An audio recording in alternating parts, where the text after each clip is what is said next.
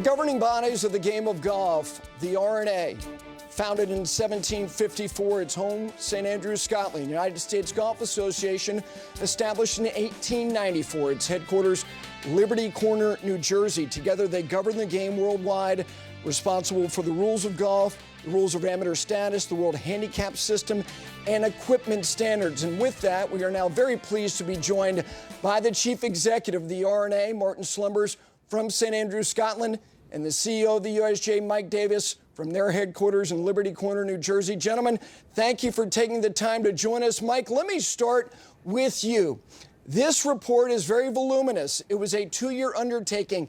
Can you tell us who exactly contributed to this report? Martin, please feel free to follow if you would like. Well, Gary, thanks. It's great to be with you today. And you're right, this was a very comprehensive 2-year report. It involved the staffs of the USGA and R&A.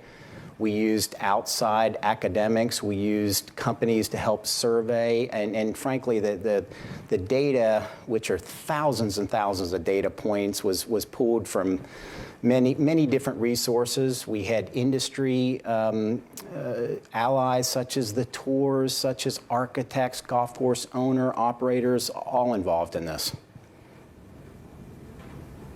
Martin, did you feel like you relied, Mike alluded to all these data points, did you rely on one particular sector of the industry more than any other? No, and that was the really key point about what the USGA and the R&A were trying to achieve. We really wanted to look at this holistically. We wanted to look at it over a long period of time, and we wanted to gain probably a unique insight into all the variables that have happened in our game for over 100 years, and that's what the report was aimed to achieve. Martin, who else thinks distance is a problem and that these increases that you are pointing out are undesirable? Well, I think it's a very interesting question. We did a lot of market research and talked to 64,000 golfers from around the world. We talked to professional golfers, to amateur golfers. And, you know, as you'd expect in any topic that is of a serious size, there was a split of opinion. But there was a pretty strong view that helped Mike and I work with our teams to frame what is in the final report, that people really care about the long-term future of the game. They really care about the historic golf courses, and they really care about what I try to talk about is playing golf in a modern way, but with a reflection of history. You know, Mike, the USGA and the R&A issued a joint statement in 2002 stating then that the distance increases were undesirable. Has there been a tipping point between then and now, or is this report now overdue? Well, Gary, as Martin rightly said, this was a look at the game of the whole. This wasn't just about the elite game. It wasn't just from the last few decades. This was a look back well over 100 years. And, you know, the data was very clear that came out. We looked at hitting distances really across all areas of the game have increased. It's males, it's females, it's the recreational game, it is the elite amateur game, the professional game. And subsequently, what the data was also very clear on is that golf courses have followed that increase in hitting distance. You've seen golf courses lengthen. By the way, that's happened well over 100 years, and it's not just for courses hosting elite competitions. It's happened really across the board. And Gary, you know, I think that as we looked at this, as the R&A and USGA feel, it's time to break the trend of having each generation think they should hit it further than the last generation. We don't think that's in the best interest of golf, as Martin said. And as we look at this, it's putting undue pressure on golf courses. And in some cases, for those playing the longest teeing grounds, it's changing the nature of how they play a golf course. You know, Martin, Mike alluded to the fact that these distance increases are across the entire spectrum of golf. But in the overview and the summary, the first viable step that you will assess is the implementation of a local rule specifying the use of clubs and balls intended to shorten hitting distances. Local rules have existed for hundreds of years, but elite players using different equipment in the biggest events potentially sounds like it would be playing by different rules, in effect bifurcating the rules. Are the governing bodies willing to acknowledge at the conclusion of this assessment that that may be required? No, I think one of the great strengths of golf over nearly every other sport there is that we can play nearly on the same golf courses, whether you're learning the game or the most talented in the game, and we play by the same set of rules. And we want to stay with that as a principle. But this is a complex problem. Mike and I are absolutely committed to working this through collaboratively with the entire industry. We need to work together on this. I've said, there's a great amount of seriousness in golf, but there's a common theme, which is we all want the game to prosper. And as we do that, we need to think about options, and we're going to need to develop solutions. We're going to need to develop options, and we're going to need to talk about them. And the local rule, as you quite rightly say, which we've used in other cases, gives us other options that will go into the melting pot and how we think about this. Mike, you know how it is. I mean, when you hear certain things... And Gary, just to add to that... Yeah. Well, just to add to that, I couldn't agree more with what Martin said there, is that both organizations are steadfast in the belief that one set of rules is in the best interest of the game. But, I think as we look at this option of a local rule, it's just going to be one of several topics related to distance that we're going to be asking for more input, more data. And I think it's important to note that while it certainly could be used for the elite game, we're looking more broadly than that. This could be an option for all levels of the game. You can imagine, Gary, an existing shorter golf course that might want to use reduced distance equipment so it can really be played the way the architect maybe years ago intended it to be played. But even looking into the future, we have a wonderful opportunity here to maybe look at something where you could have a smaller golf experience, maybe on less acreage, maybe on an urban setting where you could imagine, a reduced distance golf ball or clubs that don't hit the ball as far,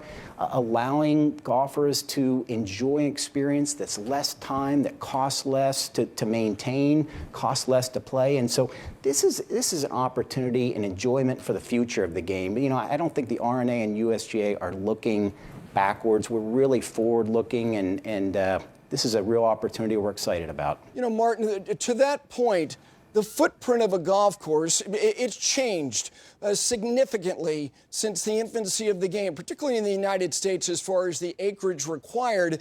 One of the assessments is talking about golf courses having to increase overall distance. Were you able to conclude how many global golf courses aspired to increase their distance that do not currently hold or aspire to hold elite professional amateur events, and they did it with capital projects just to get more distance? It's difficult to put an exact number on that, but what you can see when you... Go ahead, Mike.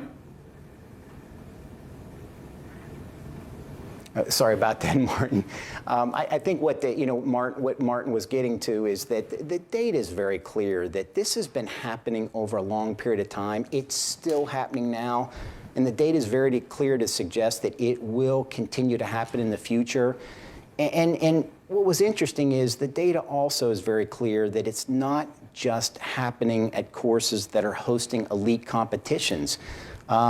Almost every golf course has players who can hit the ball a long way, and they want golf courses to play properly. They want to see golfers playing from the longest tees tested in the same way that those are tested from who don't hit the ball as far. So I think as we look at this, we've just seen a pressure on golf courses, many of which, I can speak here in the United States, have razor-thin profit margins. And 75% of the courses here in the U.S. are public access. Essentially, they're businesses. And We need to be doing everything to make sure golf fits on golf courses that exist. And this idea that it's good that golf courses are almost forced to change with every generation, the R&A and USGA simply don't think that's in the best interest. It has economic consequences, it has environmental consequences, it has pace of play consequences. So, like other sports who have figured out not how to change their playing fields, their stadium, their arenas, we want golf to do the same. We just don't want to see golf courses feel like they have to continually change because of increasing distance. Martin, you want to add your thoughts on this? Yes, I would. I'd just like to add that there was a hypothesis when we started this work about whether the question that you're asking is endemic within the game, or is it only certain clubs that have extended their courses because they hold championships.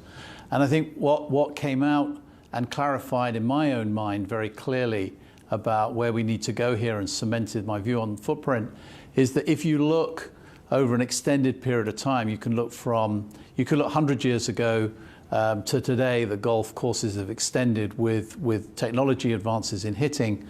But if you look since the 1980s, there is a very, very tight correlation between the hitting distance of the best players and the yardage from the longest tees of the golf courses. And that correlation is very tight. So there is absolutely it may be subliminal, it may be conscious, but there has been a definite move that as golf balls have been hit further, the game has extended its tees, irrespective of whether they're holding championships or not. And that fuels the footprint concern. And we in today's society, golf must get on the right side of the environmental debate. Gentlemen, let's end with this for now. The lines of communications between the governing bodies and the global tours and Augusta National Golf Club are always open. Do you have their support in these findings and the possible initiatives that you're looking at? Martin, you first. I think as we go through this, I mean, what impresses me about golf and the way golf's run is that there are a number of very serious people who understand serious problems and are able to work through challenges. And golf is very fortunate to have that leadership right across the major tours and the administrative bodies as well. And the lines of communication are strong. We are looking very much in a collaborative way, and I feel very confident that we have the ability to work together. We will, I'm sure, agree on some things, and some things we won't agree on. But what we will agree on is honesty and discussion. And I'm excited about that. And I think that will help us take this game forward through the next 50 years.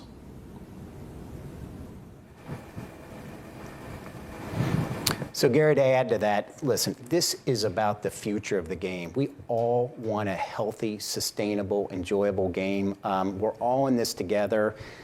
These increases in distance didn't happen overnight. We're not going to fix this overnight. This is a process. It's a multi-year process, and it's crucial that we get all of the industry to collaborate on this one. As Martin said, we're not going to agree on every tactic, but listen, we really today are putting forth not only data, but we found a problem that we believe needs solved for golf as a whole. So we will work very closely with the tours. We'll work very closely with golf equipment manufacturers, with golf course owners, with the recreational game, with architects, because it's in everybody's best interest to get this right. Well, today's an important day. We value both of you taking the time. Thanks very much. Thank you very much indeed, and good afternoon.